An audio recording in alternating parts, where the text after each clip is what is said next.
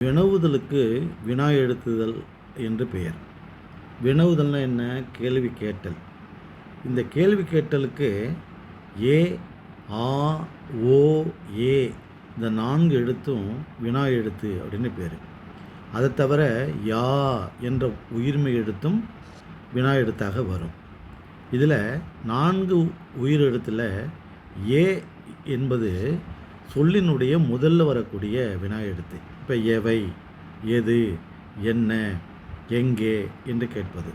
மீதம் உள்ள ஆ, ஓ, ஏ என்பதெல்லாம் சொல்லினுடைய இறுதியில் மட்டும் வரும்.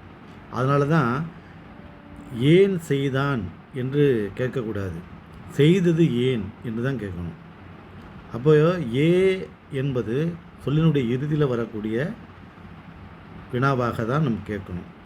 அதே போல் இப்போ ஓனா அவரோ, அவளே, அவனா இதெல்லாம் சொல்லினுடைய இறுதியில் வருது. இவையெல்லாம் அகவினா. புறவினா அப்படின்னா அந்த சொல்லினுடைய முதலில் அசையோடு வார்த்தையை சேர்க்கறது. அப்பக்கமா, அம்மனிதனா அப்படின்னு கேட்டோம்னா அது புறவினா அப்படின்னு பேர். எனவே செய்தி வாக்கியத்தை வினா வாக்கியமாக மாற்றுக என்ற வினாவை நீங்கள் விடை எழுதுகிற போது இந்த ஏ, ஆ, ஓ, ஏ இந்த 4 எழுத்து தான் பயன்படுத்தணும். யா என்ற உயிர்மை எழுத்தும் பயன்படுத்தலாம்.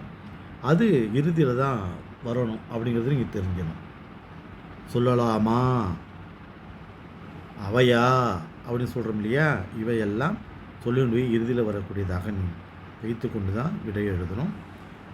எனவே இந்த 4 உயிரெழுத்தில் ஏ என்பது சொல்லுடைய முதலிலும், ஏ, ஓ, ஆ என்பது சொல்லுடைய இறுதியில் வரும். அது அகவினா புறவினா என்று 2 வகையாக இருக்கிறது என்பது தெரிந்து கொள்ள வேண்டும். நன்றி, வணக்கம்.